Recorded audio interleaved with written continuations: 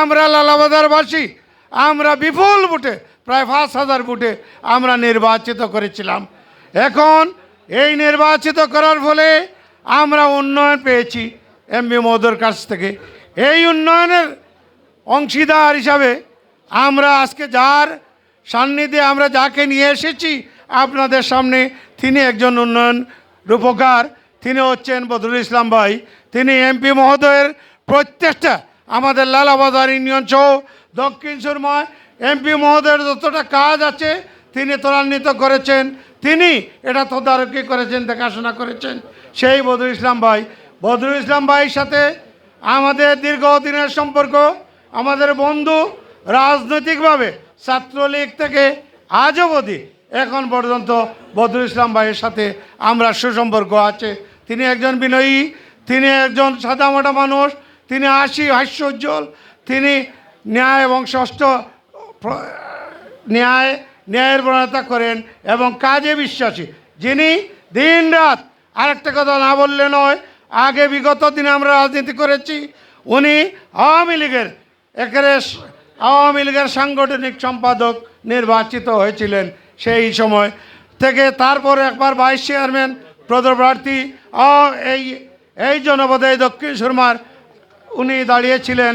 তারপর এখন পর্যন্ত আমি আওয়ামী লীগের সভাপতি হিসাবে বলতে চাই যে আওয়ামী লীগ লালাবাজার ইউনিয়ন শুধু নয়, দক্ষিণ সুরমা আওয়ামী লীগের সুসংগঠিত নেতাকর্মীকে যিনি সুসংগঠিত করতে দিন রাত পরিশ্রম করেন সেই ব্যক্তি হচ্ছে বদরুল ইসলাম। তার জন্য আমরা এসেছি। তাই আমি অনুরোধ করব একটি কথা, আমার বক্তব্য দীর্ঘায়িত করব না।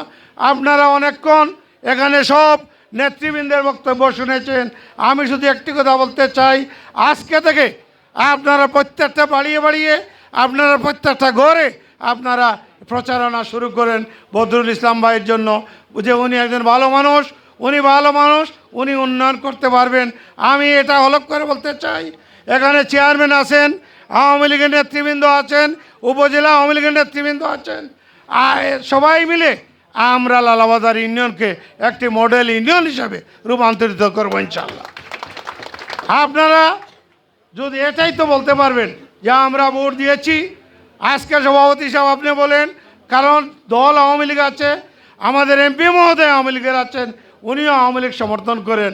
যদি ইনশাআল্লাহ আমরা দিতে পারি তাহলে উন্নয়ন হয় না কীভাবে এটা আমরা দেখব, ইনশাআল্লাহ উন্নয়ন হবে। তাই পরিশেষে সবাইয়ের কাছে অনুরোধ করব যে আপনারা আগামী 7 তারিখ নির্বাচনে বদরুল ইসলাম ভাইকে ভোট দিয়ে জয়যুক্ত করে আমরা এটা মুখ উজ্জ্বল করতে পারবো, আমাদের লালাবাজারবাসী গর্ব করতে পারবো যে আমরা নির্বাচিত করেছি বদরুল ইসলাম ভাইকে।